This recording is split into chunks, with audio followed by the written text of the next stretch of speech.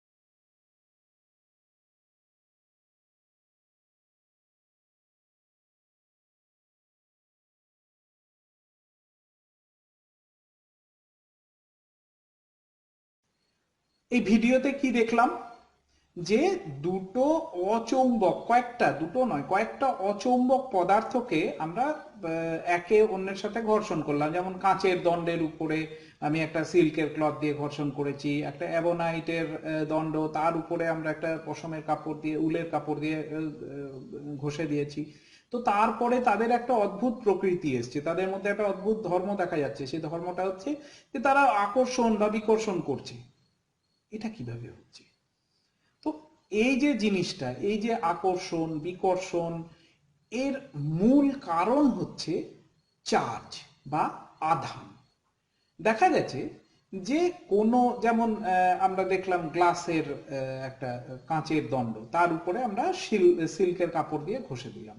কিংবা আমরা দেখতে পাই, এমনিও অনেক ক্ষেত্রে দেখতে পাই যে আহ, চিরুনি চিরুনি দিয়ে চুল আঁচড়ালাম, তারপরে চিরুনির সঙ্গে চুলগুলো আটকে যাওয়ার চেষ্টা করছে, মানে খাড়া হয়ে যাচ্ছে চুলগুলো। এটা শ্যাম্পু করার পরে আরো বেশি দেখা যায়। তো এই যে ধর্মগুলো, এগুলো হচ্ছে সমস্ত কিছু চার্জের খেল। চার্জ, ঘর্ষণের ফলে একটা তড়িতের সৃষ্টি হয়। তার কারণ বলা হয় যে ধরো সমস্ত জিনিসপত্র তো অণু এবং তার নিচে পরমাণু দিয়ে গঠিত। তো পরমাণুর মধ্যে থাকে ইলেকট্রন, প্রোটন এবং নিউট্রন। প্রোটন এবং নিউট্রন নিউক্লিয়াসে থাকে, ইলেকট্রন তার চারিদিকে বো বো করে ঘুরতে থাকে। এবার যখন আমি কিনা কাঁচের দণ্ডের উপরে সিল্কের কাপড় দিয়ে ঘষে দেব, তখন কি হয় যে ঘর্ষণের ফলে একটা লুজলি বাউন্ড, যে হালকা করে আলগা যে ইলেকট্রনগুলো, সেগুলো কাঁচের দণ্ড থেকে এই যে সিল্কের কাপড়ের মধ্যে চলে আসে। তার ফলে একটা হয়ে যায়, এটার যেহেতু ইলেকট্রন চলে গেল, তাহলে এর মধ্যে প্রোটনের সংখ্যা অধিক হয়ে গেল, তখন এই কাঁচের দণ্ডটা ধনাত্মক হয়ে যাবে। আবার উল্টো সেই রকম অ্যাবোনাইটের দণ্ড ঋণাত্মক হয়ে যাবে।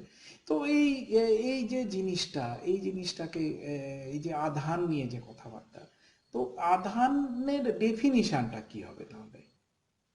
যার জন্যে একটি পদার্থের মধ্যে তাড়িতিক বা ওই জাতীয় বিভিন্ন ধর্ম দেখা যায়, সেটা হচ্ছে, তাকে বলা হচ্ছে তড়িৎ আধান। একটু ইতিহাসটা দেখে নিই। অ্যাকচুয়ালি তড়িৎ আধানের ব্যাপারটা না, এটা যীশু খ্রিস্টের জন্মের 600 বছর আগে গ্রিক সায়েন্টিস্ট, যারা যে গ্রিক বিজ্ঞানীরা, এটা কিন্তু আবিষ্কার করেছিলেন। সেটা আমরা ইতিহাস থেকে পাই। তারপরে মানে তারা এমনকি তারা বিদ্যুৎ স্টোর করারও বিভিন্ন যন্ত্রপাতি তারা আবিষ্কার করেছিলেন। তো এ তো গেল অনেক পুরনো কথা, তখন লিপিবদ্ধ থাকতো না। এরপরে যীশু খ্রিস্টের জন্মের 1600 বছর পরে, অর্থাৎ প্রায় মানে 2200 বছর পরে উইলিয়াম গিলবার্ট বলে একজন বিজ্ঞানী, তিনি ডি ম্যাগনেটি বলে একটা বই লিখেছিলেন।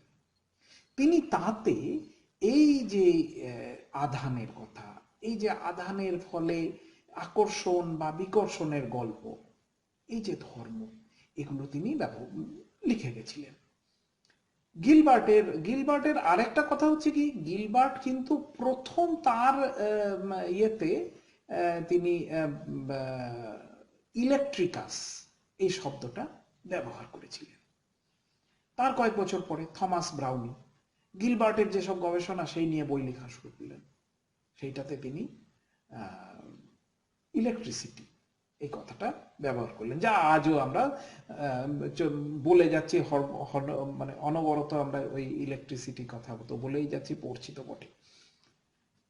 গিলবার্ট আর ব্রাউনির প্রায় 150 বছর পরে বেঞ্জামিন ফ্র্যাঙ্কলিন বলে আমেরিকার একজন বিজ্ঞানী, শুধু বিজ্ঞানী বলাটা ভুল হবে, তিনি মাল্টিফেরাস ছিলেন, মানে তার বহুমুখী প্রতিভা ছিল। তিনি রাজনীতিক ছিলেন, তিনি আমেরিকার ফাউন্ডারদের মধ্যে একজন ছিলেন, তিনি দার্শনিক ছিলেন, আর অবশ্যই ইলেকট্রিসিটির উপরে তিনি অনেক এক্সপেরিমেন্ট করেছিলেন। একটা ভুল ধারণা কিন্তু আছে যে বেঞ্জামিন ফ্র্যাঙ্কলিন প্রথম বিদ্যুৎ আবিষ্কার করেছেন, তা কিন্তু নয়, সেটা আমি আগেই বলে দিলাম। তো বেঞ্জামিন ফ্র্যাঙ্কলিনের একটা খুব বিখ্যাত আবিষ্কার হচ্ছে তার কাইট এক্সপেরিমেন্ট, ঘুড়ির পরীক্ষা। কি হয়েছিল যে তিনি অ্যাকচুয়ালি একটা রিলেশন জোগাড় করতে চাইছিলেন, যে বিদ্যুৎ যে বাজ পড়ে সেই বাজটা হচ্ছে এক ধরনের ইলেকট্রিসিটি, তিনি এটা প্রমাণ করতে চাইছেন। তার জন্য তিনি কি করলেন, একটা সিল্কের ঘুড়ি বানালেন, আর একটা ঝড়ঝলের রাতে সেই সিল্কের ঘুড়ি তিনি ওড়াতে শুরু করলেন। এই কাজে তার সহযোগিতা করেছিল তার ছেলে উইলিয়াম। তো এবার তিনি কি করলেন, যে মাঞ্জাটা ছিল, মাঞ্জাটা তো বৃষ্টির সময়, ঝড় বৃষ্টির রাতে তিনি নিজে একটা শেডের মধ্যে দাঁড়ালেন আর লাটাই হাতে রাখলেন, মাঞ্জাটা দিয়ে ঘুড়িটা উড়িয়ে দিলেন। সিল্কের ঘুড়ি, কাগজের ঘুড়ি হলে তো জলে ভিজে নিচে পড়ে যেত, সিল্কের ঘুড়ি উঠছে। আর তিনি ওই যে ঘুড়ির শেষে লাটাইয়ের মাঞ্জার শেষ অংশে তিনি একটা চাবি লাগিয়ে রাখলেন।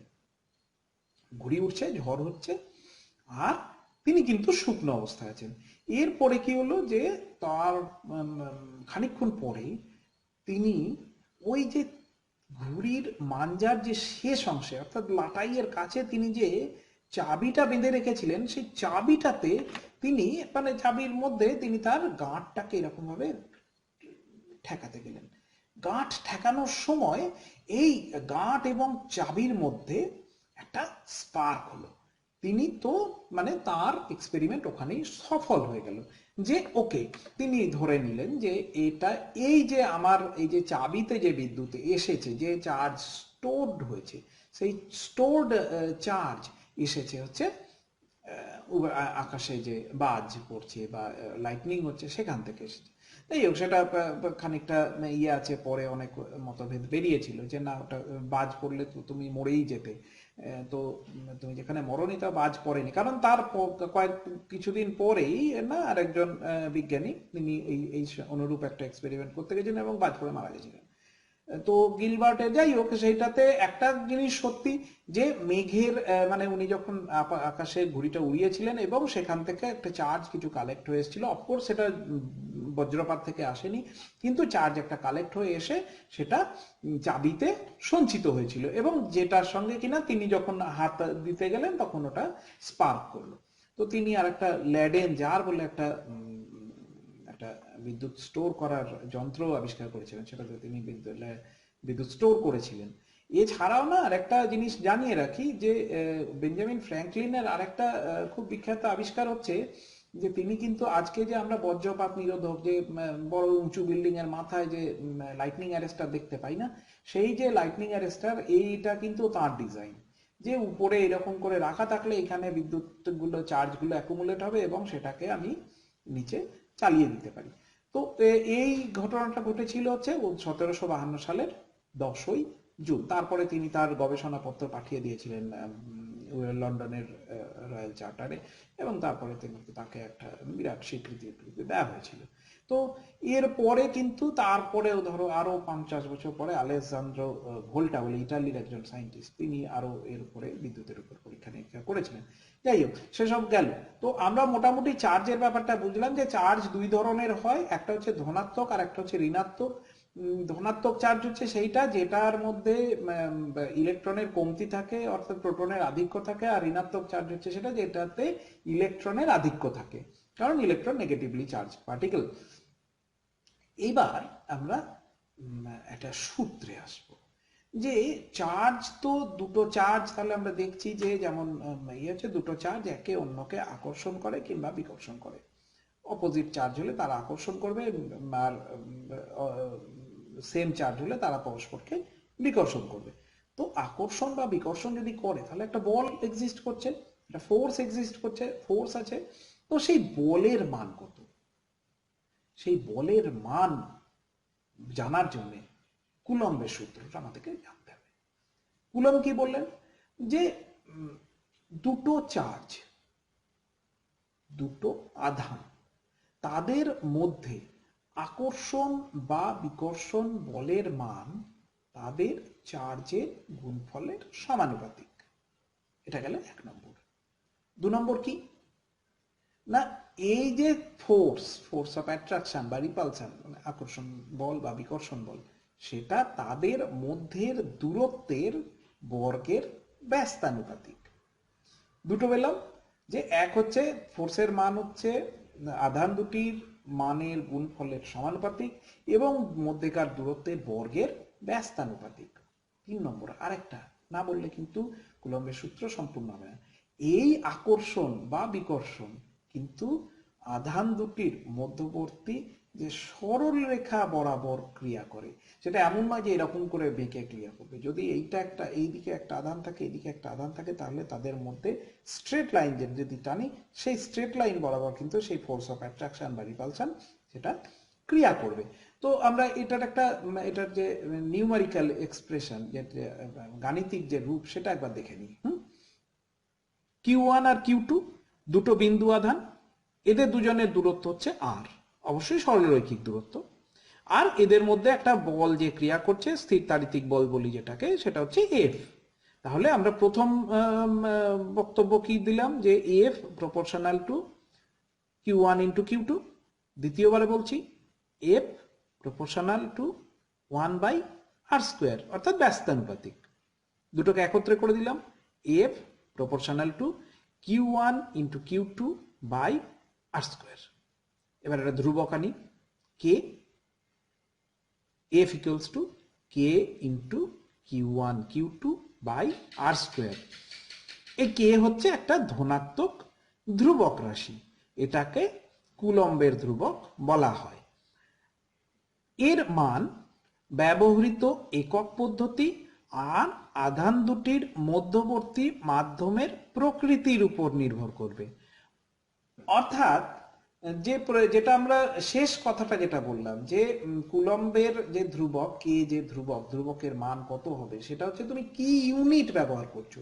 কিউ এর জন্য, মানে চার্জের জন্য কি ইউনিট ব্যবহার করছো, দূরত্বের জন্য কি ইউনিট ব্যবহার করছো, মানে কুলম্ব মিটার করছো না সেন্টিমিটার করছো, কি কি ব্যবহার করছো, সেই সবগুলোর উপরে হচ্ছে এই যে কে ধ্রুবকের মান নির্ভর করছে। আর একটা খুব ইম্পর্টেন্ট, সেটা হচ্ছে যে ওদের দুটো আধান তো দূরত্বে আছে, বল ক্রিয়া করছে, কিন্তু মধ্যের এলাকাটায় কি আছে, এখানে কাঠ আছে না বায়ু আছে না শূন্য মাধ্যম আছে, সেইটা কিন্তু খুব বড় ব্যাপার। তো এবার কুলম্বের এককের কি, এই যে কে এর এককের কথা তো বলা গেল। এখন আমরা এই যে আধানের এককের কথায় আসবো। এসআই পদ্ধতিতে আধানের এককে বলা হয় কুলম্ব, আর সিজিএস পদ্ধতিতে আধানের একক হচ্ছে স্ট্যাট কুলম্ব। এখন 1 কুলম্ব চার্জ সেটা কি? আমরা তো বললাম যে এসআই পদ্ধতিতে চার্জের ইউনিট হচ্ছে কুলম্ব। তাহলে 1 কুলম্ব চার্জ মানে 6.2415, 6.2415, তুমি এটাকে ছোটও করে নিতে পারো, 6.24 ইন্টু 10⁻18, এতগুলো ইলেকট্রনের সমান চার্জ। কঠিন হয়ে গেল। 1 কুলম্ব চার্জ মানে 6.2415 ইন্টু 10⁻18, এতগুলো ইলেকট্রনের সমান চার্জ। এবার 1 কুলম্ব চার্জকে যদি যদি 1 মিটার, দুটো 1 কুলম্ব চার্জ আছে, দুটো 1 কুলম্ব চার্জকে আমি 1 মিটার দূরত্বে রেখে দিয়েছি, তাহলে তাদের মধ্যে কত বল ক্রিয়া করবে? ভালো করে বোঝো, দুটো 1 কুলম্ব চার্জকে আমি 1 মিটার দূরত্বে রেখে দিয়েছি, তাহলে তাদের মধ্যে 9 ইন্টু 10⁹9 এত নিউটন বল ক্রিয়া করবে। যদি তারা সেম চার্জ হয়, যদি দুটো পজিটিভ চার্জকে আমি 1 মিটার দূরত্বে রাখি, তাহলে তারা হচ্ছে 9 ইন্টু 10⁹9 নিউটন বল দ্বারা পরস্পরকে বিকর্ষণ করবে। আর যদি একটা পজিটিভ, একটা নেগেটিভ, একটা ঋণাত্মক, একটা ধনাত্মক চার্জ যদি রাখি 1 মিটার দূরত্বে, তাহলে তারা পরস্পরকে আকর্ষণ করবে কত বল দিয়ে?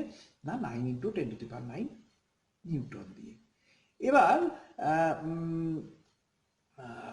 সিজিএস পদ্ধতি, সিজিএস পদ্ধতিতে এই যে আমরা যে এসআই পদ্ধতিতে কুলম্ব বললাম, তো সিজিএস পদ্ধতিতে জিনিসটা হচ্ছে স্ট্যাট কুলম্ব বলা হয়। তো 1 স্ট্যাট কুলম্ব মানে যদি দুটো সমপরিমাণ বিন্দু আধানকে, একদম পয়েন্ট চার্জ, দুটি সমপরিমাণ বিন্দু আধানকে 1 সেন্টিমিটার দূরত্বে রাখলাম, তাহলে তারা যদি পরস্পরের উপরে এক ডাইন বল প্রয়োগ করে, তাহলে আমরা বলবো যে তাহলে এই এক একটা চার্জের মান হচ্ছে 1 স্ট্যাট কুলম্ব। দুটো পয়েন্ট চার্জ, দুটো চার্জ, তাদেরকে আমি 1 সেন্টিমিটার দূরত্বে রেখেছি, রাখার পরে তারা পরস্পরের কে আকর্ষণ বা বিকর্ষণ, আবার বলছি ওই সমযোজী পরিমাণ, সেম চার্জ যদি হয়, তাহলে তারা পরস্পরকে বিকর্ষণ করবে। বিকর্ষণ করার মান, বিকর্ষণ বলের মান হচ্ছে 1 ডাইন। তাহলে আমরা বলে দেবো যে এই এক একটা চার্জ হচ্ছে 1 স্ট্যাট কুলম্ব করে, অর্থাৎ যে মানে এক একটা 1 স্ট্যাট কুলম্ব চার্জ 1 সেন্টিমিটার দূরত্বে রাখলে তারা পরস্পরের উপরে 1 ডাইন বল প্রয়োগ করবে। ঘুরিয়ে বলে দিলাম। আচ্ছা, এই গেল হচ্ছে তোমার ইয়ের স্ট্যাট কুলম্বের কথা। তাহলে এক কুলম্ব মানে কত স্ট্যাট কুলম্ব? 1 কুলম্ব মানে হচ্ছে 3 ইন্টু 10⁹9 স্ট্যাট কুলম্ব। 1 কুলম্ব মানে হচ্ছে 3 ইন্টু 10⁹9 স্ট্যাট কুলম্ব। এগুলো কিন্তু আসবে পরীক্ষায়, মুখস্থ রাখতেই হবে। এবার আসবো তড়িৎ বিভব কি সেটা দেখি। আমরা এতক্ষণ কি জানলাম? যে একটা ধনাত্মক আধান আর একটা ধনাত্মক আধানকে বিকর্ষণ করে করুক। এবার আমার হাতে একটা ধরো ধনাত্মক আধান আছে, এই ধনাত্মক আধান রাখার পরে আমি অসীম থেকে আরেকটা ধনাত্মক আধানকে যদি এর কাছাকাছি আনতে চাই, তাহলে আমাকে এই বিকর্ষণ বলের বিরুদ্ধে কাজ করতে হবে। যেমন একটা সাউথ পোলকে আর একটা সাউথ পোলের কাছে আনার জন্য প্রচুর কষ্ট করতে হবে। তো আমি আনছি, আর আমি যে কাজ করছি সেই কাজ করাটা কি আমি এনার্জি দিচ্ছি, সেই শক্তিটা এর মধ্যে জমে থাকছে। তো এইবার জমে থাকার পরে আমি কি করলাম, যে ওই অসীম থেকে নিয়ে এসে এদের দুজনকে আর দূরত্বে রেখে দিয়েছি। আর দূরত্বে রাখার পরে কি হবে, যে যদি যত এই আর এর মান যত কম হবে তত ফোর্সটা বাড়বে, যত কম হবে তত কষ্ট হবে, আমার আরো এনার্জি দিতে হবে, মানে এর এনার্জি তত বাড়ছে। যত কাছে আসবে তত এর মধ্যে আমাকে বেশি এনার্জি দিতে হচ্ছে, আর সেই এনার্জিটা এর মধ্যে স্থিতিশক্তি হিসেবে সঞ্চিত থাকছে। তো এবার আর দূরত্বে রাখার পরে আমি এবার হিসেব করব যে অসীম থেকে এই আর দূরত্বে আনতে আমার কত কাজ করতে হলো। এই যে কাজ, সেই কাজটা হচ্ছে এর সাপেক্ষে এর তড়িৎ বিভব। অর্থাৎ একটা ধনাত্মক আধানকে অসীম থেকে আর একটা ধনাত্মক আধানের কাছে নিয়ে যেতে গেলে যে কাজ করতে হয় সেটা হচ্ছে তার তড়িৎ বিভব। এই তড়িৎ বিভবের মান কি না, যদি ডব্লিউ কাজ করতে হয় আর এর আধান হচ্ছে কিউ, তাহলে কাজ কত করতে হলো, পার আধান কত, প্রতি আধান পিছু কত খরচা হলো, ডব্লিউ বাই কিউ। তো এইটা হচ্ছে এর তড়িৎ বিভব এর সাপেক্ষে। এবার ধরো এরকম হলো যে এক পয়েন্টের থেকে আরেক পয়েন্টে এবার যাওয়ার চেষ্টা করছে, এটা নিম্ন বিভব বিন্দু আর এটা উচ্চ বিভব বিন্দু, এর ভ্যালু বেশি। এবার নিম্ন বিভব বিন্দু থেকে আমি উচ্চ বিভব বিন্দুর দিকে একটা চার্জকে নিয়ে আসার চেষ্টা করছি, প্রচুর কাজ করতে হবে, সেই কাজটা হচ্ছে এর বিভব প্রভেদ। ঠিক আছে, তো এই যে এবার আমরা একটুখানি মানে জাস্ট এটা লেখাটা কিরকম ভাবে লিখবো একটু দেখে নি।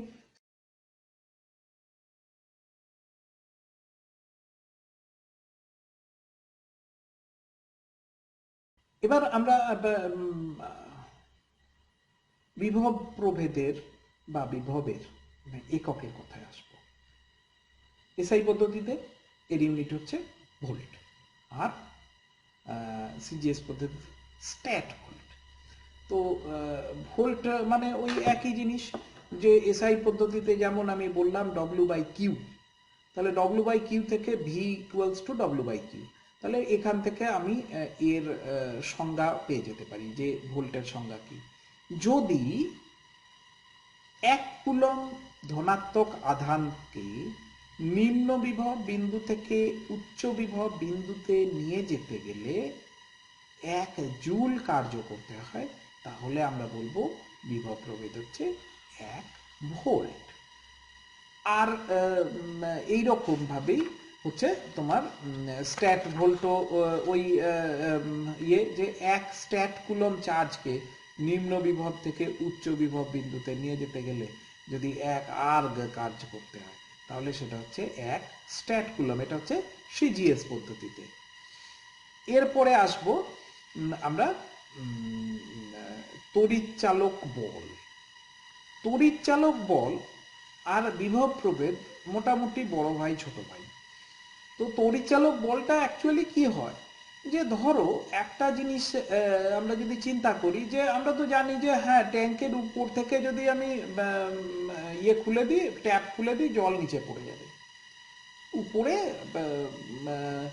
যদি কোনো ইট থাকে, ইটটাকে যদি আমি ঠেলা মারি তাহলে ইটটা নিচে পড়বে। কিন্তু ইটটাকে নিচ থেকে উপরে যেতে গেলে তো কাজ করতে হবে, সেই কাজটা হচ্ছে তড়িৎচালক বল। উপর থেকে ইট পড়ে গেল, নিচে তো করতে হবে। কিংবা যে আমি ট্যাঙ্কের থেকে জল নিচে, আমরা তো মানে ট্যাঙ্ক থেকে নিচে ট্যাপ খুললাম, ট্যাঙ্ক থেকে জল পড়ে গেল, কিন্তু জলটাকে তো উপরে তুলতে গেলে একটা পাম্পের দরকার হয়, না হলে তো আর এটা কাজ করবে না।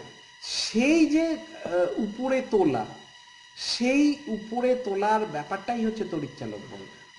অর্থাৎ এটা এমন একটা সিস্টেম যেখানে নিম্ন বিভব বিন্দু থেকে উচ্চ বিভব বিন্দুতে যেতে হয়।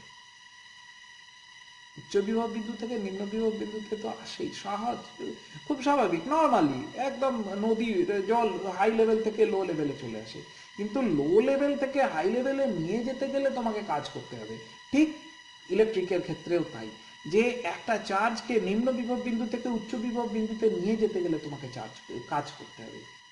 অর্থাৎ কোনো একক ধনাত্মক আধানকে নিম্ন বিভব বিন্দু থেকে উচ্চ বিভব বিন্দুতে নিয়ে যেতে গেলে যে কাজ করতে হয়, সেই কাজের পরিমাণটা হচ্ছে তড়িৎচালক বল। অ্যাকচুয়ালি এই তড়িৎচালক বল, তুমি যখন তড়িৎচালক বল যদি না থাকে না, তাহলে তার থেকে তুমি পরে কাজ বের করতে পারবে না। আমরা একটা ছোট্ট সার্কিট দেখে নিই। এটা এটা তার আমরা যোগ করেছি আর একটা ব্যাটারি লাগিয়েছি, দেখা যাচ্ছে যে বি হচ্ছে একটা ব্যাটারি। ব্যাটারি মানে অনেক কটা কোষ আছে সেখানে, তুমি ধরো টর্চের ব্যাটারি। এবার খুব স্বাভাবিকভাবেই হচ্ছে তীর চিহ্ন পজিটিভ থেকে ধনাত্মক আধানের প্রভাব দেখিয়ে দিলাম। আর তড়িৎ কোষের বাইরে এর উচ্চ বিভব থেকে যাত্রা শুরু করে ধনাত্মক আধান ঋণাত্মক নিম্ন বিভবে পৌঁছে যাচ্ছে। যাওয়ার পথে আমি যদি বাল্ব লাগিয়ে দিই তাহলে সেই বাল্ব জ্বলে যাবে, এর জন্য বাহ্যিক প্রয়োজন, শক্তির প্রয়োজন নেই। কিন্তু তড়িৎ কোষের মধ্যে এই ঋণাত্মক মেরু থেকে ধনাত্মক মেরুতে আধানটাকে নিয়ে যাচ্ছে। নিয়ে যেতে গেলে কিন্তু একটা কাজ করতে হচ্ছে, আর সেই কাজটাই হচ্ছে আমাদের তড়িৎচালক বল। তো আবার এর ক্ষেত্রেও আবার সেই একই রকম, যে এই যে নিম্ন বিভব বিন্দু থেকে উচ্চ বিভব বিন্দুতে একটা ইউনিট চার্জকে যদি নিয়ে যেতে গেলে যে পরিমাণ কার্য করতে হয় সেটাই হচ্ছে তড়িৎচালক বল। অর্থাৎ ব্যাটারির মধ্যে পাওয়া যায় তড়িৎচালক বল, আর বাইরে পাওয়া যায় বিভব প্রভেদ। ব্যাটারির মধ্যে, যদি ব্যাটারির মধ্যে ব্যাটারি আস্তে আস্তে ডাউন কেন হয়ে যায়, যে নিম্ন বিভব বিন্দু থেকে আর উচ্চ বিভব বিন্দুতে ও নিয়ে যেতে পারছে না, আস্তে আস্তে আস্তে আস্তে ওর ক্ষমতা ডাউন হয়ে যাচ্ছে। তো সেটাই হচ্ছে তড়িৎচালক বল। এবার আসবো হচ্ছে প্রবাহ মাত্রা। প্রবাহ মাত্রা প্রবাহ মাত্রা কিচ্ছু নয়, ফ্লো অফ চার্জ। চার্জ তো যেমন আমি বিভবের কথা বললাম, আধানকে নিয়ে আসতে গেলে অনেক কষ্ট করতে হচ্ছে, নিম্ন বিভব বিন্দু থেকে উচ্চ বিভব বিন্দুতে নিয়ে যাচ্ছি, আবার বাইরে থেকে ধরো উচ্চ বিভব থেকে নিম্ন বিভব ভর করে চলে যাচ্ছে। তো এই যে ফ্লো অফ চার্জ, যে স্রোত, চার্জের যে স্রোত, সেটা ইউনিট টাইমে, একক সময় কতটা চার্জ গেল, বাই বাই করে গাড়ি যাচ্ছে, ধার করে গাড়ি যাচ্ছে, আমি দেখলাম যে 1 সেকেন্ডে কতগুলো গাড়ি পাস হলো, সেটা হচ্ছে তার প্রবাহ মাত্রা।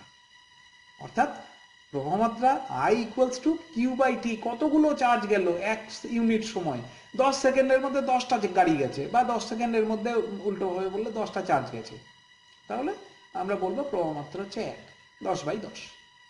যদি 20টা গাড়ি যায় তাহলে 20/10 মানে 2। তো খুব স্বাভাবিক, মানে খুব সুন্দরভাবে এটা বোঝা যায় যে আমরা তড়িৎ বিভব বুঝতে পারলাম যে এটা বেসিক্যালি হচ্ছে এটা কার্য করার পরিমাণ। আর দ্বিতীয় হচ্ছে প্রবাহ মাত্রা। প্রবাহ মাত্রা হচ্ছে আধানের স্রোতের হার, আধানটা কি স্পিডে যাচ্ছে, বাই বাই করে যাচ্ছে না ধীরে ধীরে কচ্ছপের গতিতে যাচ্ছে, কটা যাচ্ছে, অনেক পরে পরে একটা করে আধান যাচ্ছে, কম, প্রচুর প্রবাহ মাত্রা অনেক কম।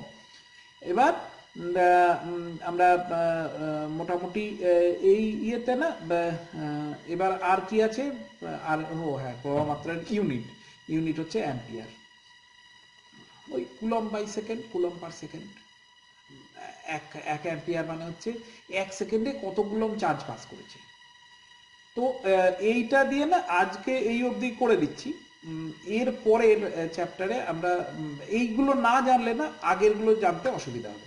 তো এর পরের চ্যাপ্টারে আমরা কিন্তু এর পরের ক্লাসটা যেটা হবে সেটাতে আমরা ওহমের সূত্রতে আসবো, রোধ, তারপরে রোধের সমবায়, এগুলো নিয়ে আমরা কথা বলবো। আর এরকমভাবে আস্তে আস্তে কয়েকটা ক্লাসে না আমরা এই চ্যাপ্টারটাকে শেষ করে দেবো। ঠিক আছে?